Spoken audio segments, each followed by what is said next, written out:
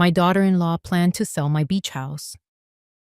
I sold it next morning, along with the one she thought was hers. Have you ever given so much to your family that you forgot you even had a name? There was a moment, just one, but it burned itself into my memory. I was standing in my own kitchen, holding a plate of dinner I had cooked, and no one had set a place for me. They said it was a mistake. But when you've been overlooked long enough, silence starts to sound intentional. That was the day I stopped waiting to be invited in and decided to open a door for myself. You see, I didn't scream. I didn't slam anything. I just quietly sold the house out from under them. And if you're thinking, she what? Stay with me. Because this isn't just a story about real estate. It's about a woman who remembered who she was, long after everyone else forgot. So please, before we go any further, subscribe and stay with me. Because no elder should ever be treated like background noise in their own home. My name is Alberta Quinn.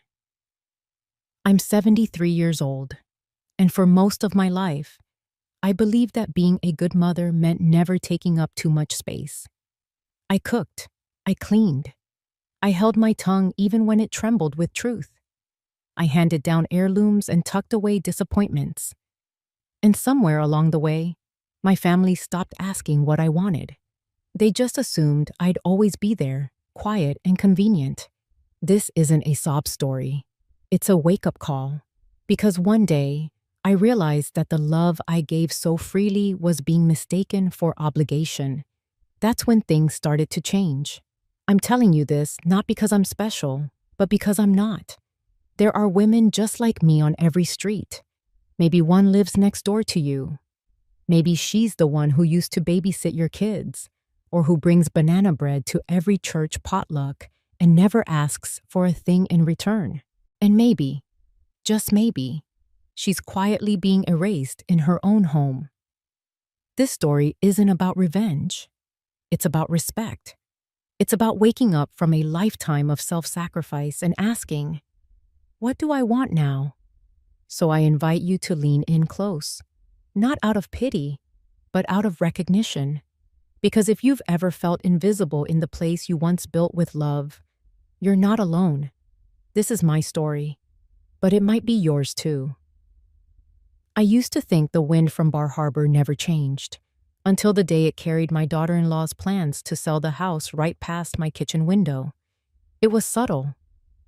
At first, just a voice, too sharp for the sea breeze, floating in from the porch. She was pacing again. I didn't even have to look. I could feel her footsteps through the floorboards. Liquidating beach property, she said into her Bluetooth headset, like she was talking about a pile of unused furniture, not the house I built my life in. I sat still at the kitchen table, tea cooling in my hand, the same chipped mug my husband once drank from, the one with the little blue lighthouse on it. Funny how you hold on to things when people go. The mug, the smell of cinnamon, the sound of the clock ticking louder when the house goes quiet.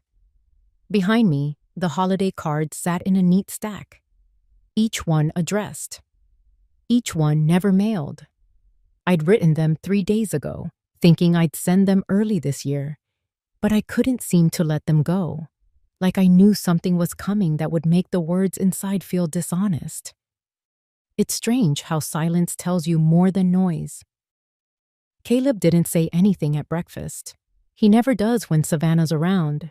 She fills the air like perfume, something expensive, a little too sweet, and hard to wash off.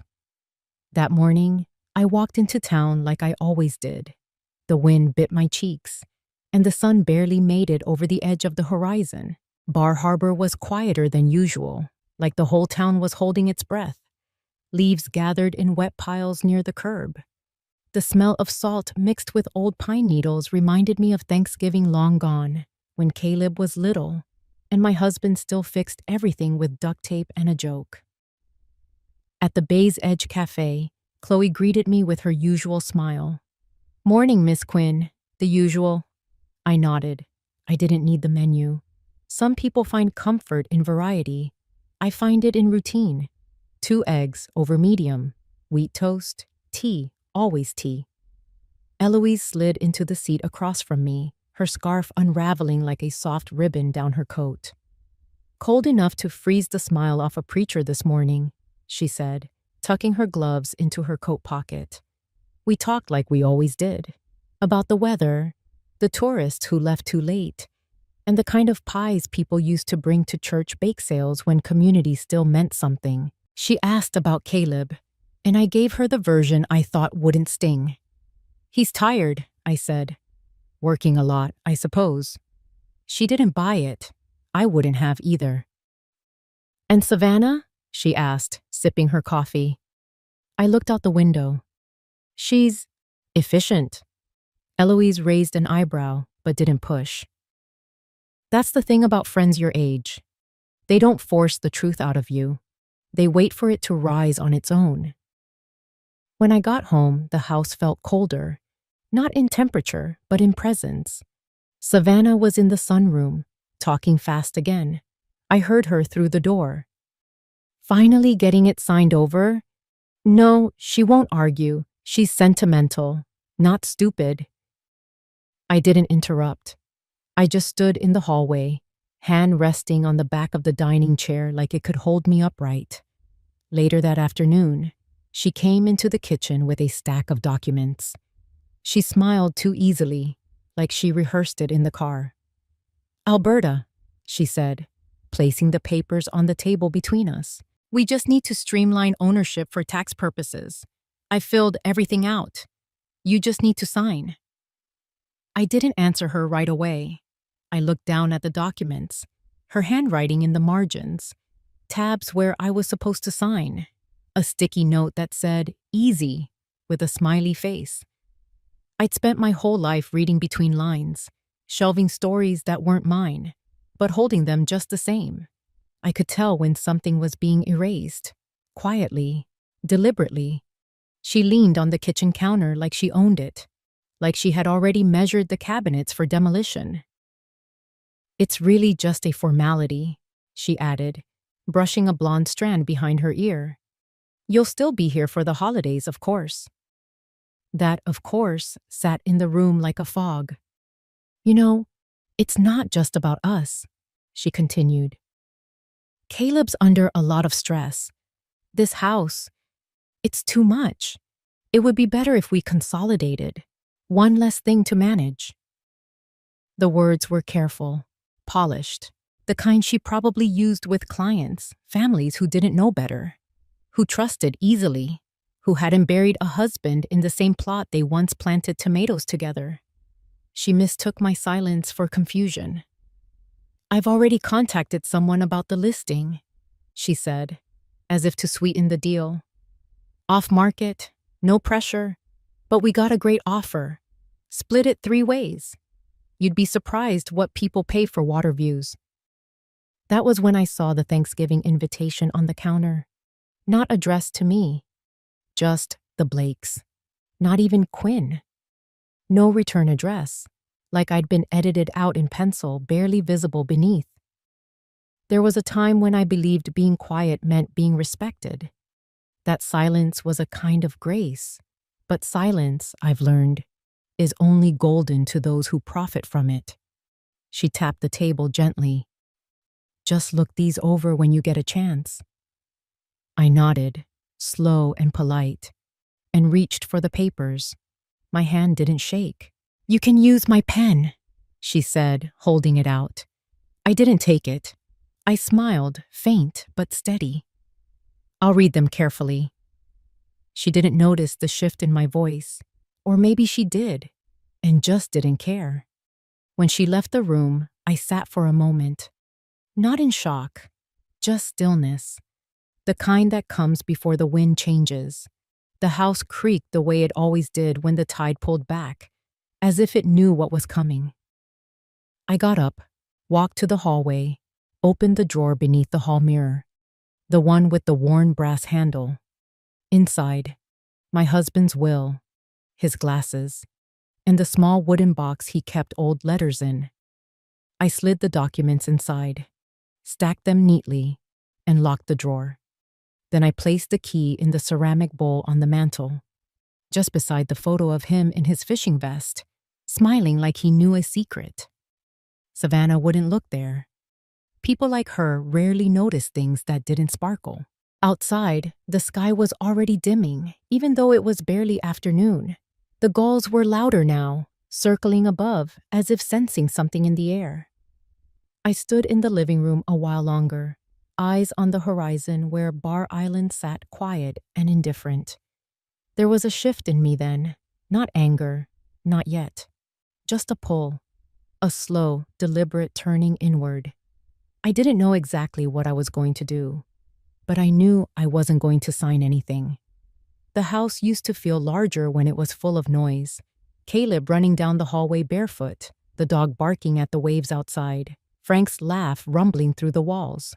Now, it only echoed softly when I walked across the floorboards. I spent that afternoon folding linens that no one would use, guest beds made, pillowcases smoothed. Thanksgiving was 3 weeks away, and I still held on to the absurd hope that maybe, just maybe, someone would ask me what dish I planned to make. Not that I'd heard from Caleb, not even a call to say he got the invitation. I found myself staring at the mantel longer than usual. The photo of our first Christmas in this house. Caleb had a red bow tie on, sticky from candy canes. I remembered Frank trying to keep the fire going while Caleb kept throwing pine cones into it, laughing like it was magic. I dusted that frame 1,000 times, but I did it again anyway. Slower, as if I could wipe away the part where things started to change. Outside, I saw Eloise out front, pruning her shrubs in that old yellow windbreaker she wore every year since 2012. I opened the window just enough to hear her hum something that sounded like Patsy Cline. I nearly called her, but something in me hesitated. Maybe I didn't want to say it aloud just yet. Maybe naming it would make it real. That my daughter-in-law thought she could erase me with a line on a form.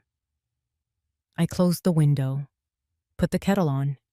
The whistle pierced the room like it was scolding me for being so still. Later, I sat on the porch with a blanket over my knees, the cool air sharp with salt. I watched a couple stroll the beach hand in hand, their dog bounding ahead of them. They looked like they belonged in one of Savannah's glossy brochures. Sunlight hit them just right. I wondered if they had parents, or if they had already turned their parents into paperwork. A breeze lifted the corners of the papers still on my kitchen table. I didn't rush to catch them. Let them flutter a little. Let them feel unstable. It was strange how easy it was to vanish in your own life, to be present, but out of frame. That night, I stayed up later than usual, rereading one of the old mystery paperbacks Frank used to love.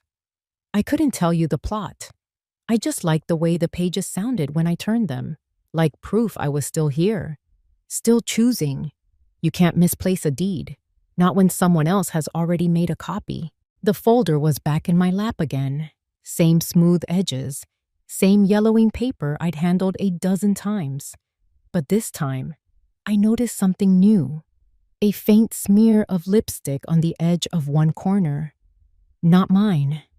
A week had passed since Savannah slid those pre-filled forms across the table like she was offering a free trial I could cancel later. She hadn't mentioned them again, but she didn't have to. The air in the house had shifted.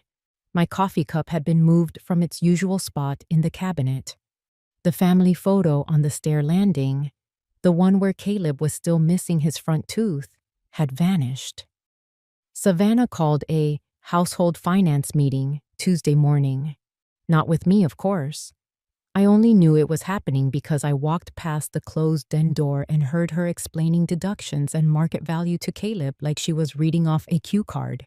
They were there for an hour. I baked pumpkin muffins just to have an excuse to walk by twice. No one asked me in. Later, the smell of cinnamon still clung to my sleeves as I walked the 2 blocks down to town hall. It had gotten colder, the kind of cold that pinched your skin under your collar. Bar Harbor was starting to wrap itself in plastic snowflakes and raffia bows. Main Street storefronts wore orange and gold like polite smiles. Everything is trying too hard. The woman at the clerk's desk had gray roots and a holiday pin on her sweater. When I gave my name, she blinked twice, typed slowly, and glanced at me in a way that felt too kind. "I'm just checking on our property file," I said, trying not to look at the stack of turkey-themed brochures by her elbow. She slid the manila folder across. "These were requested last week. You're the owner, right?" "I am." I opened the file. There it was, my name, Frank. And then newer copies, one with blue highlighter and notations, a line sketched along the back porch with the word expand circled twice. I didn't say anything, just closed the folder, handed it back, and thanked her. Outside, the wind bit harder. I walked to the library, the old one I used to manage just for the quiet. The heating was still temperamental, smelled of wood polish and memory. Mrs. Talcott, the new manager, offered me tea in a chipped cup that used to be mine. I sat near the biographies, fingers curled around warmth, staring at shelves I once knew like the back of my hand. For a minute, I thought about asking if there were any books on eviction law, but decided against it. Eloise was already at the diner when I arrived. She always beat me to the corner booth. This time, she was fiddling with a crossword and sipping from a mug with a chip in the rim. Her favorite one. We talked about nothing for a while. The weather, the new holiday lights. Then, over the clink of cutlery, she said, "Did I ever tell you about my sister's place down in Wells?" I shook my head. She lost it. Not to illness, not to age, to her son-in-law. Slipped papers in with her medical bills. She signed things she didn't even read. They moved her into a condo and flipped the house before she even unpacked her suitcase. I stirred my tea slower.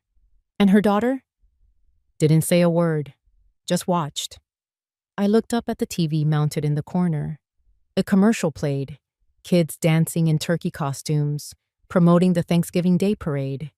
It felt like someone was mocking us with sequins. Eloise didn't push. She just tore a corner off her muffin and set it aside for the birds. That was her way, leaving breadcrumbs for the world, never demanding anyone follow them. Back home, the house felt quieter than usual, like it was holding its breath. Caleb had gone into town for errands. Savannah was in the sunroom on a video call, pacing barefoot over the rug I brought back from our anniversary trip to Boothbay. I could hear her laughing into her headset. We'd knock down this wall, open up the space. Ocean views, instant offer. I walked past her like she was invisible. If she noticed, she didn't show it. In the kitchen, I opened the drawer again. The one with Frank's glasses. His will was still there, crisp and unread, like a book someone never got around to finishing. I remembered when he first wrote it, how proud he'd been to include clauses that protected the house and made sure I'd never be forced to sell without my consent. I wondered if Caleb had ever read it all the way through, or if he let Savannah summarize it for him, like she did most things. I took the deed out, the real one, not the photocopy with the highlighter and question marks. Then I called Harry Kravitz. He picked up on the second ring. "Alberta, been a while." "Too long," I said.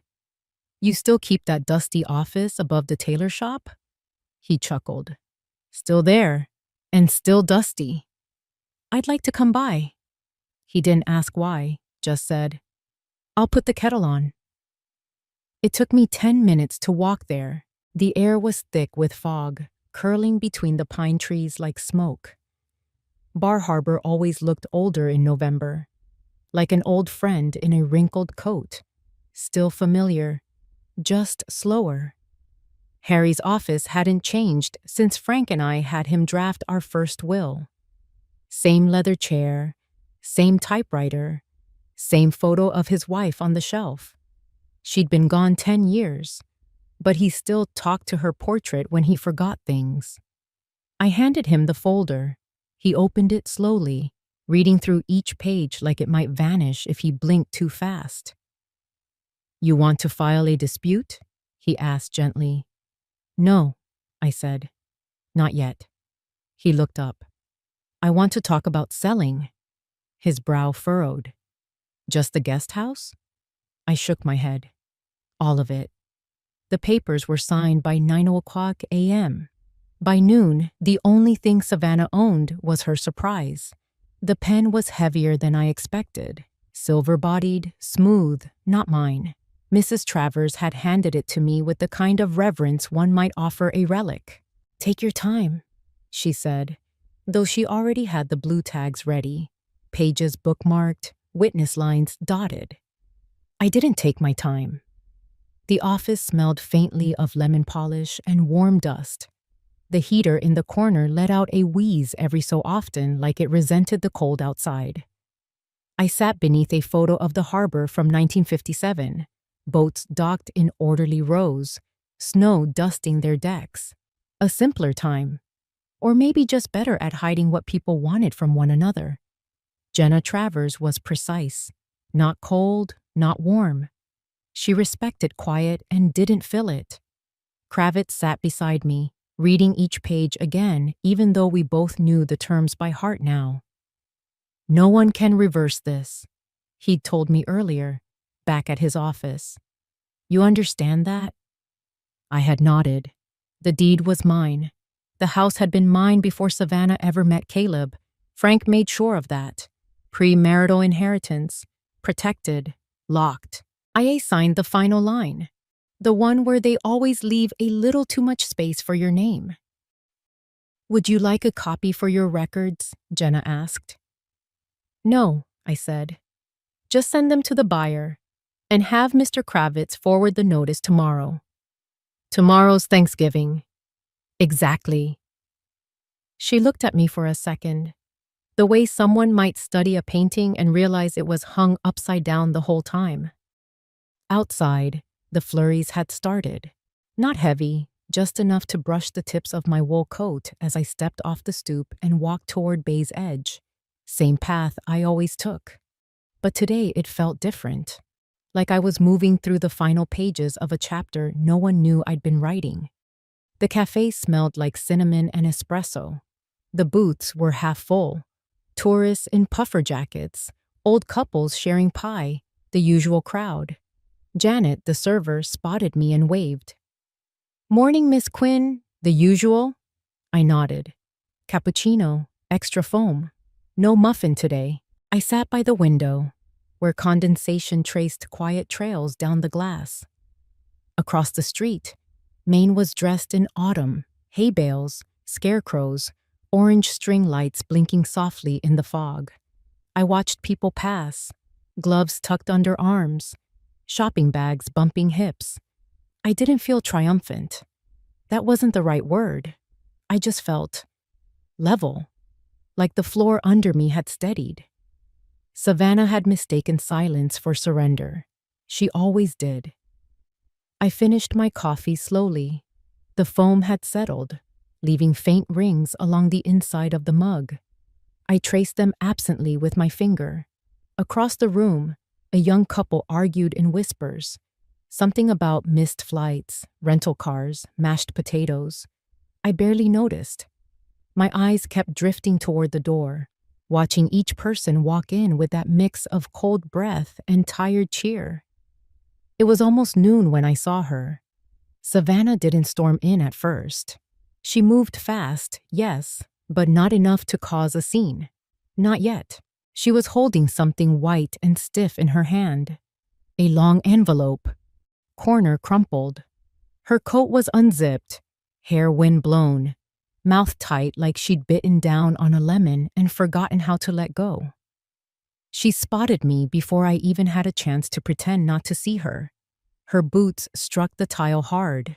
1-2, 1-2. She reached the table and slammed the envelope down. "What the hell is this?" I looked up, met her eyes, and smiled gently. It's a receipt. She didn't sit, just stared, blinking once, then again, like trying to find words inside her mouth, but choking on every one of them. The cafe had fallen silent. Janet paused mid-pour behind the counter. Someone dropped a spoon. I didn't take anything from you, Savannah, I said, voice steady. I just took back what was always mine. Her eyes narrowed. You blindsided us. No, I said. You stopped seeing me. That's different. She opened her mouth again, but nothing came. Just that breathy sound people make when they run out of clever. She turned to leave, quick, sharp, but then paused when the door swung open again. Eloise stepped in, brushing snow off her shoulders. She took one look at Savannah's face, then at me. Happy Thanksgiving, Alberta, she said brightly. Looks like you finally gave yourself a gift. The snow kept falling in fine, slow flakes, as if the sky itself couldn't decide whether to commit to winter or keep pretending it was still autumn. I sat there long after Savannah left the diner, her perfume still hanging like static in the air behind her. The envelope she'd slammed onto the table still sat near my empty cappuccino cup, unopened and untouched. I didn't need to read it again. I had lived every line of it in my head a dozen times over the last week. Outside, the wind stirred the corner of Main Street, brushing Thanksgiving banners against lampposts and rustling the brittle wreaths in store windows. Bay's Edge Cafe had quieted again, the lunchtime crowd tapering off. Eloise had left with a warm smile and a glance that told me she knew more than she said. She always did. That kind of knowing didn't come from gossip. It came from years, from surviving more holidays than you care to count, from losing things that mattered and learning not to flinch when something else slips away. I didn't go home right away. I walked, not fast, not anywhere in particular. I just let the cold nip at my cheeks and creak in my knees, let my boots find the old sidewalk lines I used to trace with my son when he was 5 and thought dandelions were magic.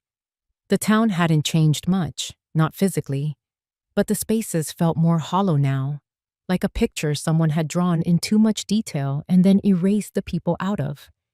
Everywhere I looked, Thanksgiving crept into corners, paper turkeys in the pharmacy window, canned cranberry sauce stacked like ammunition at Grover's Market. I passed the library, the one I used to run to, the one where I shelved books by heart and knew which teenager was pretending to research and which one was hiding from their parents. The lights were on.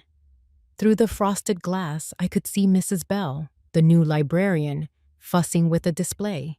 I didn't go in. That part of my life was folded, packed, placed high on a shelf. Sometimes I miss it. Sometimes I didn't. I found myself at the town pier, the wind sharper now, cutting through the wool of my coat like a whispered dare. From here, I could see the outline of Bar Island and the shoreline that once held everything I'd worked for. The house, the guest cottage, the tiny shed that once doubled as a writing nook when Harold thought he had a novel in him. All gone. Sold, but not lost. Loss is when someone takes something from you. This wasn't a loss. This was a choice. The truth is, I hadn't wanted to sell. Not really. Not in my bones. That house was full of ghosts, but they were mine. The click of Harold's slippers down the hall.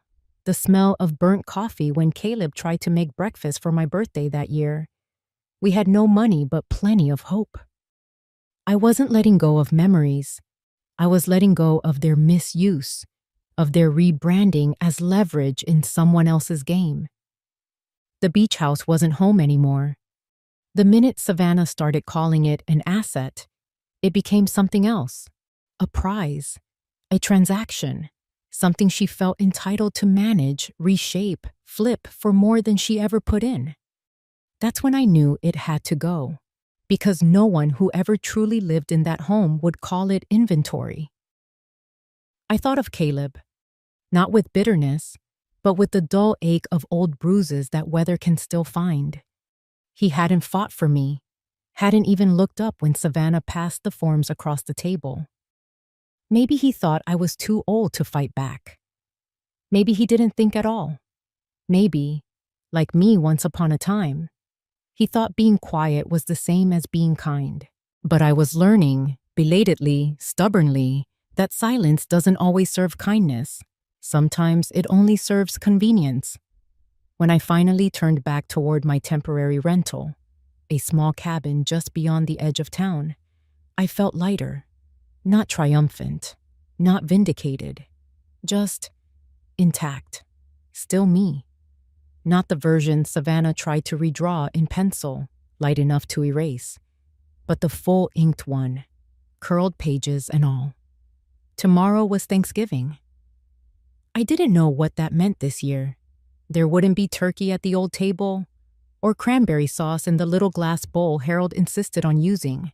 But maybe there would be quiet, maybe even peace. And maybe, just maybe, I'd bake a pie. Not because anyone expected it, but because I could. Because the deed was done. And I was, for the first time in a long while, mine again. Savannah always said the beach house had good bones. I suppose that's why it hurt more when she realized she'd never live in it. Thanksgiving morning came in quiet, like it knew better than to announce itself too loudly. The mist rolled low over Bar Harbor, softening the lines of rooftops and wreaths that had appeared overnight. Bells from the small church downtown echoed gently through the fog, spaced wide enough to feel like breathing. I had already been up for hours, sipping lukewarm coffee in the lounge of the little inn I checked into 2 nights ago. No one else had stirred yet.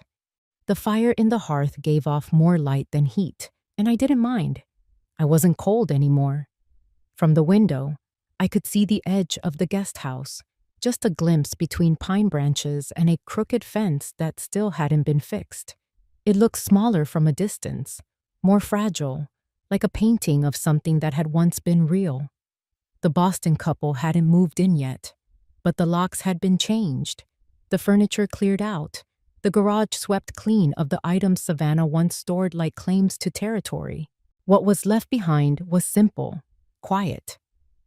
Around 9 a.m., my phone buzzed on the table beside me. I didn't answer right away. I let it ring once, then twice. On the third buzz, I picked it up. "Mom?" Caleb's voice came through with a stammer of wind on his end. Are you home?" I didn't say yes or no. I just waited. We came to get some things from the guest house. Savannah said she left some boxes. But the door," he paused. "It won't open." I sipped my coffee slowly. "That's because it's not ours anymore, Caleb." There was silence. The kind of silence that stretches like rubber, taut and awkward, waiting to snap. "You sold it?" "Yes. But you didn't say anything." "I didn't think I needed to." I let my words land like a feather on stone, soft but definite. He didn't speak again, just the faint rustle of him shifting the phone from one hand to the other. "She's upset," he finally said, low and half apologetic. "She thought we had time." Savannah thought a lot of things. I didn't wait for more. I ended the call gently, the way you'd close a book that no longer belongs on your nightstand. It didn't matter what she thought. Not anymore. By noon, I walked back to Bay's Edge Cafe. I knew Savannah would come. She didn't do silence well, and she especially didn't do surprise.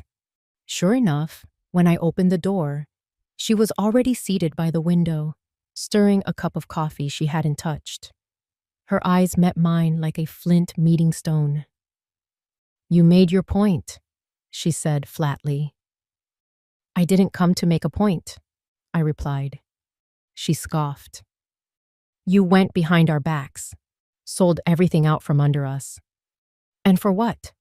"For peace," I said. She laughed, a bitter, sharp sound that didn't reach her eyes. You think this is peace? You just destroyed any chance we had of rebuilding, of growing the property. I sat across from her, careful not to match her tone. You can't lose what was never yours. Her jaw tightened. Outside, a man across the street paused with a box of bakery goods, watching us through the window. I wondered if he knew who we were, if he knew the story, or if he simply recognized a storm when he saw one. You're ripping the family apart, she hissed, louder now. I leaned forward, steady. The rot was there long before the boards came up. Her face went pale, not with rage this time, but with something closer to disbelief. Like I'd used a word she didn't expect me to know. She stood suddenly, chair legs scraping loud against the floor. Her exit was fast, but not unnoticed. A couple seated by the counter turned to watch, eyebrows raised. A man in a beanie whispered something to his wife. I remained still, composed. Just a woman having coffee on Thanksgiving, alone but not lonely.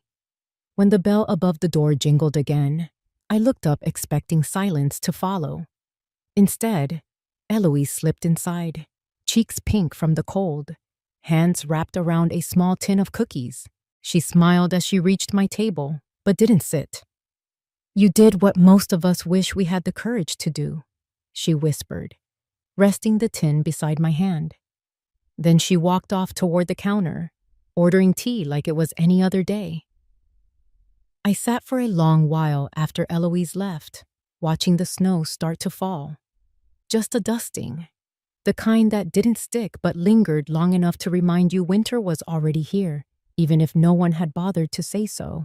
The tin of cookies sat untouched on the table. I wasn't hungry, not really, but I appreciated the gesture. She'd always known when someone needed a hand without asking for one.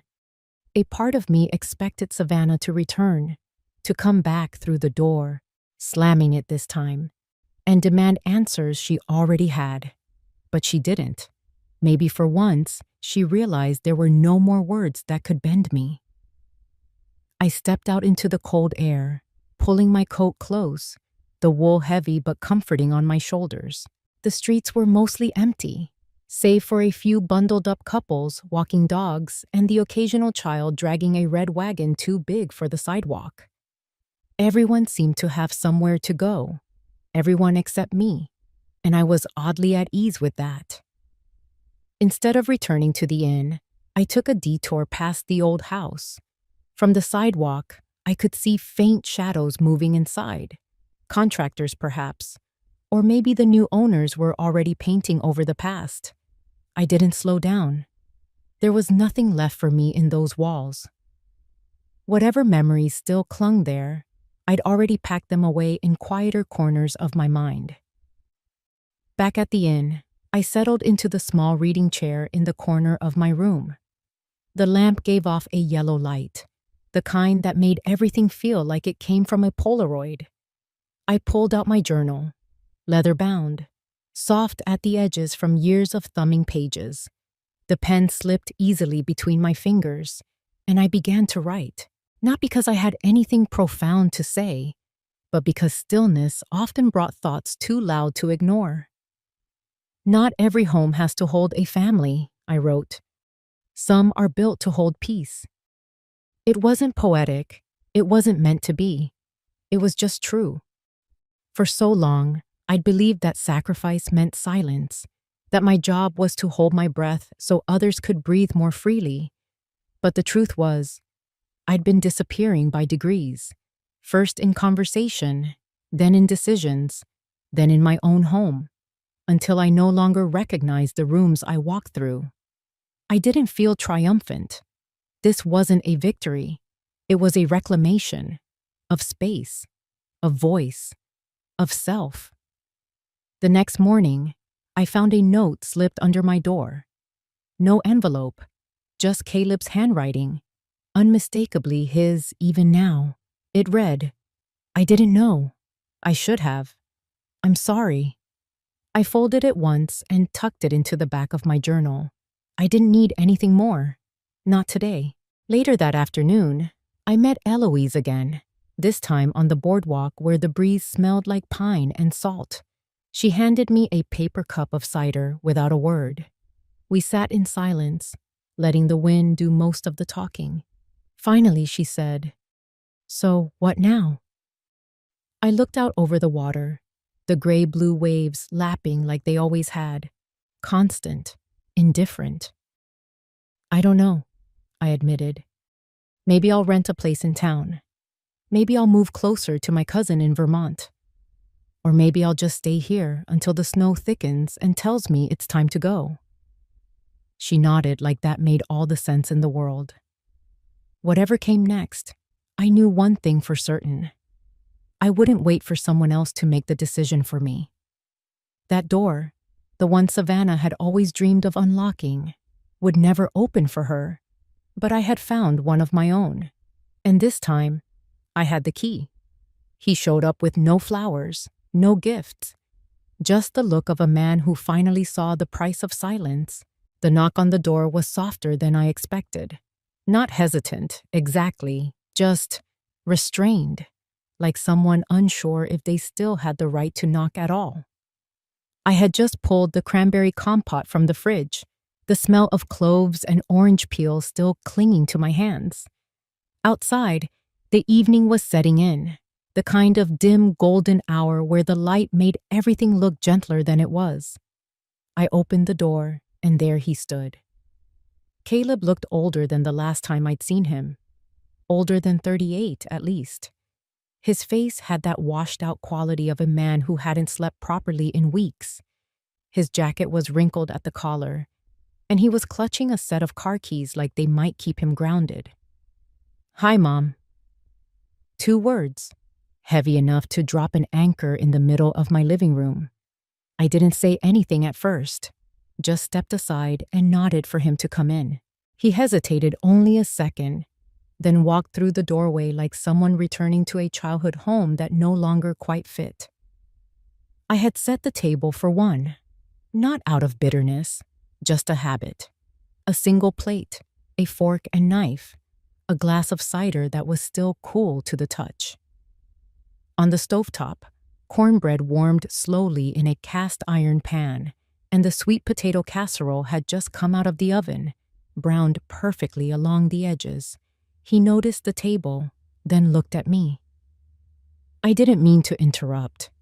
"You didn't," I said, moving past him to the kitchen. "Are you hungry?" "I'm not sure," he said, but he sat down anyway. I plated the food without ceremony. 2 portions, no extra garnish, just what he used to like, the kind of dinner that said, "I remember." I set it in front of him, and we both sat, the silence stretching between us like an old quilt, familiar, worn, but still warm. He took a bite, chewed slowly.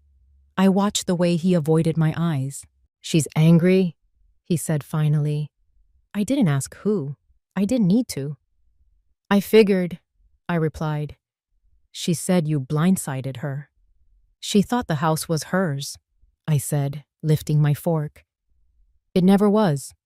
He nodded, looking down at his food again. "She had plans." I gave a soft chuckle. "So did I." The silence after that was thicker, not hostile, just honest. We ate for a few more minutes.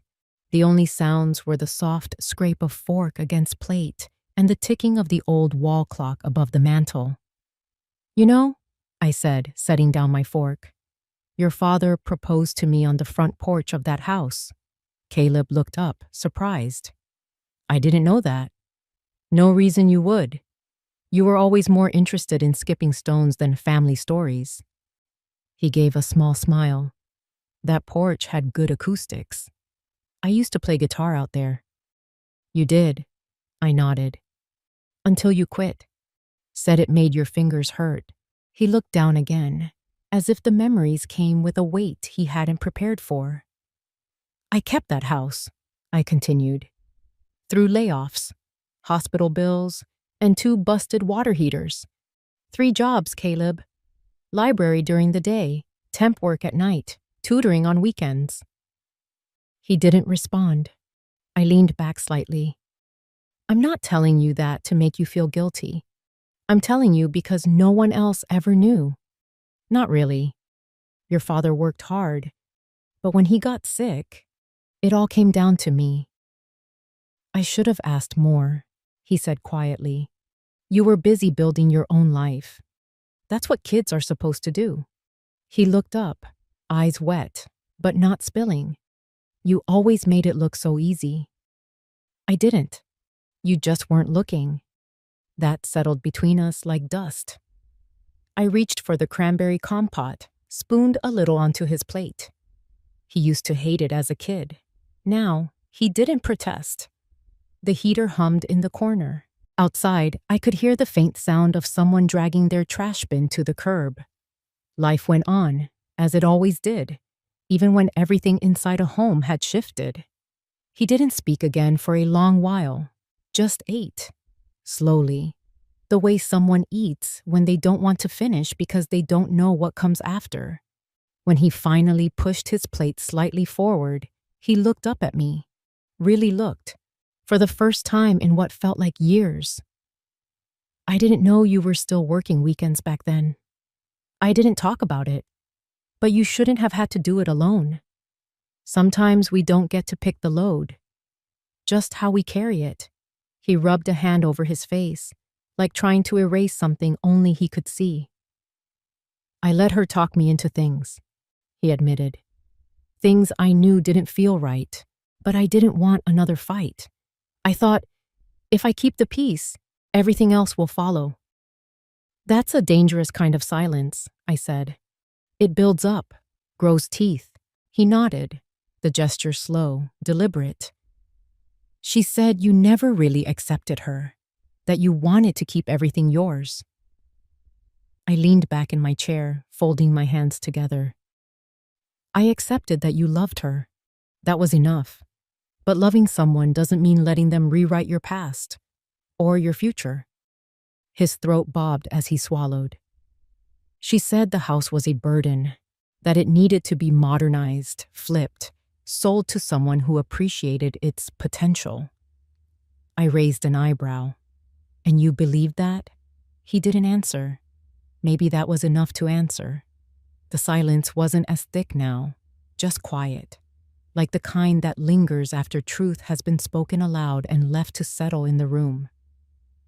I saw the deed, he said softly. Your name only, always was.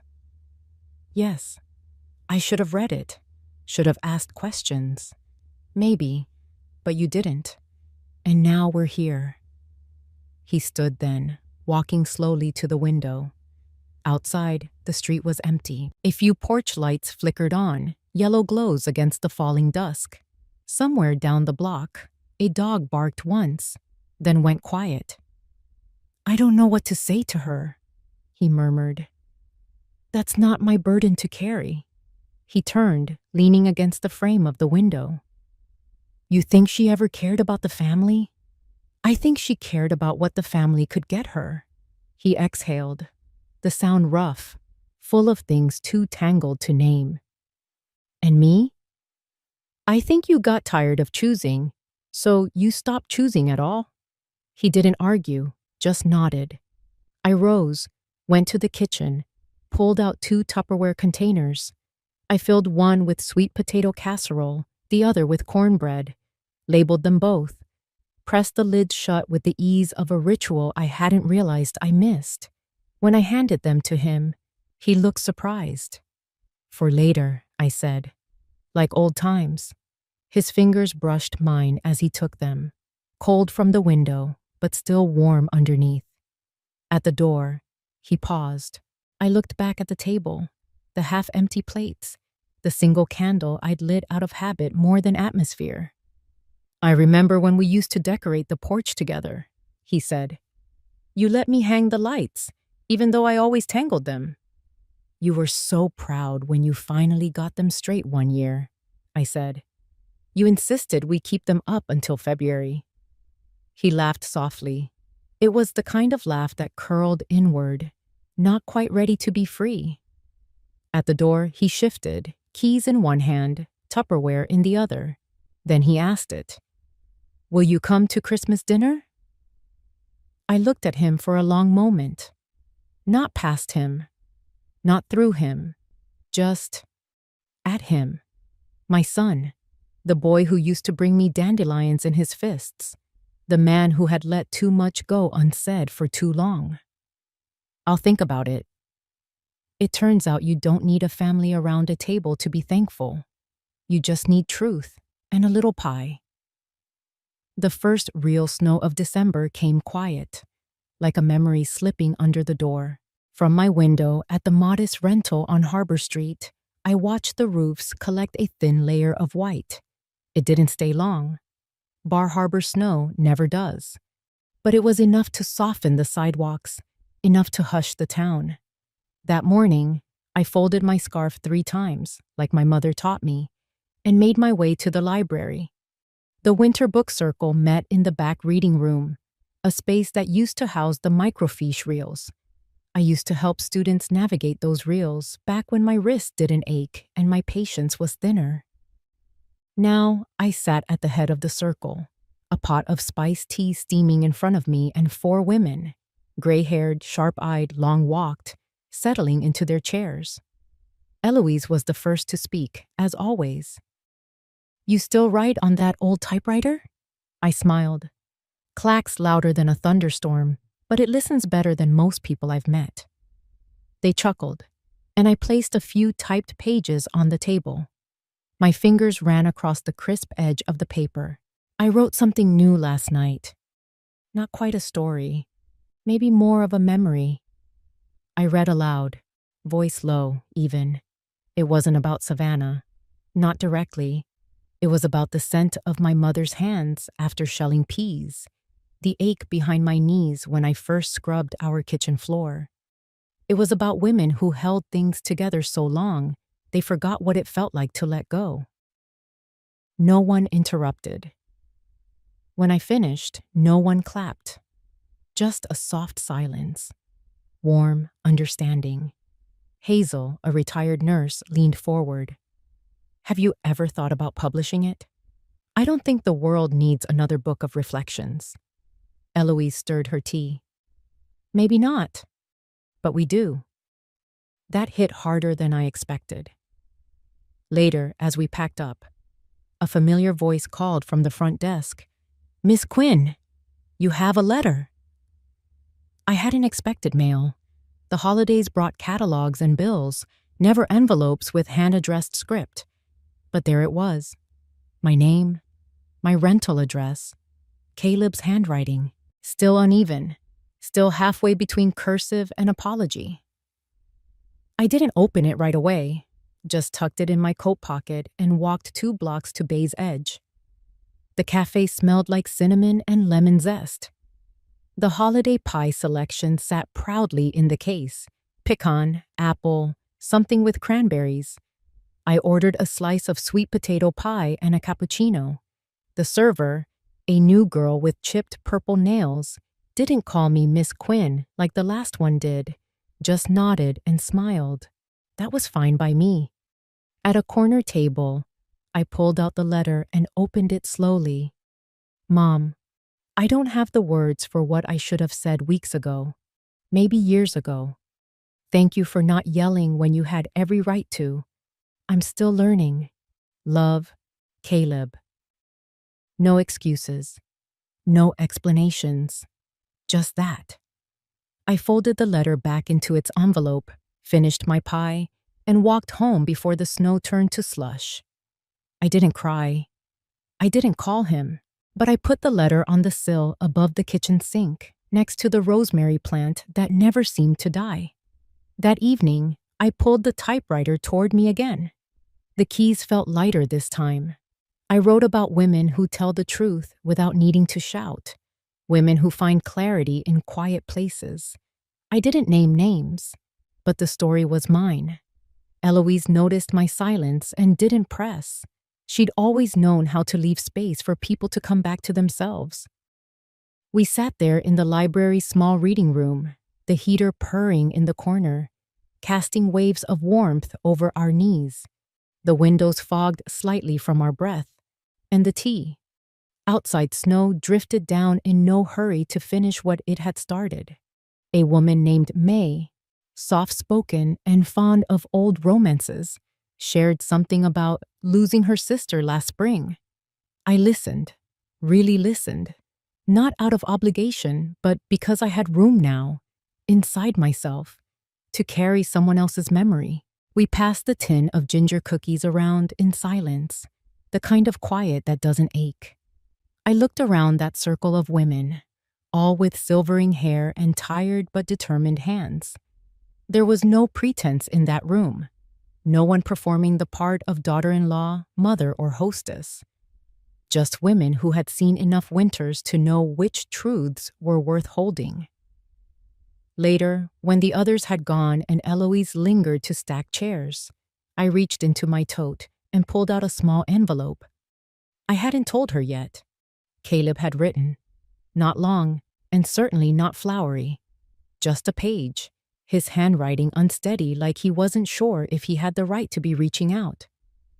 "Thank you," it said, "for not yelling when you had every right to. I'm still learning." That was all. I handed it to Eloise, who read it quietly and nodded. She didn't say anything like, "See, he's coming around," or "Maybe things will be like before." She just said, "I'm glad he wrote." And I was too, but I didn't write back. Not yet. Some things needed to settle inside you before you could speak to them. That evening, I walked back to the inn where I was staying through streets glazed with thin ice. Every porch was strung with lights now, glowing in red and green and a stubborn bit of blue. I passed a group of teenagers carrying sleds, their laughter skipping ahead of them into the night. For a moment, I imagined Caleb at that age, scuffing his boots, cheeks red, trying to hide his smile from me. Inside the cottage, I lit the fireplace and warmed the leftover slices of banana bread I'd made for the cafe earlier. The scent filled the room, comforting, familiar. I sat down at my little writing desk by the window, where I'd left the typewriter Eloise gave me, ribbon still good, keys still smooth. I placed fresh paper in it, rolled it in, and paused. It wasn't that I had something urgent to say. I just knew that I could say it now, that the voice I'd spent years muffling in politeness, in sacrifice, in maternal duty, was still here.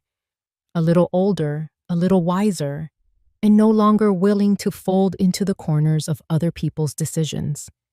I typed a single line. This isn't a story about a house. It's about the woman who learned to live outside it. Then I folded the paper neatly and placed it beside the others in the folder marked Winter Notes. I didn't know if it would ever become a book, maybe just a collection of thoughts for no one but myself. But that was enough. Outside, the snow kept falling, not heavy, just steady, the kind of snow that stuck and softened everything it touched. I stood by the window and watched a family walk past, a couple with 2 young kids tugging on their sleeves, pointing to the lights, giggling. I didn't feel envy, only calm. For a long time, I believed that family meant keeping quiet, giving way, making room even when there was none left for you. But now I know. It's not blood or obligation that keeps you warm in the coldest months. It's truth, and maybe a little pie. I sold the house, yes, but I kept something better. The part of me they thought was long gone. They say peace is quiet, but I've learned it's more than that. It's the way your breath slows when you know no one's rushing you anymore. The way coffee tastes different when you're not swallowing bitterness with every sip. Since selling the house, life has softened in the best possible ways. I wake up early, just like always. But now the silence feels like mine. No footsteps stomping above me. No clatter of plans being made behind closed doors.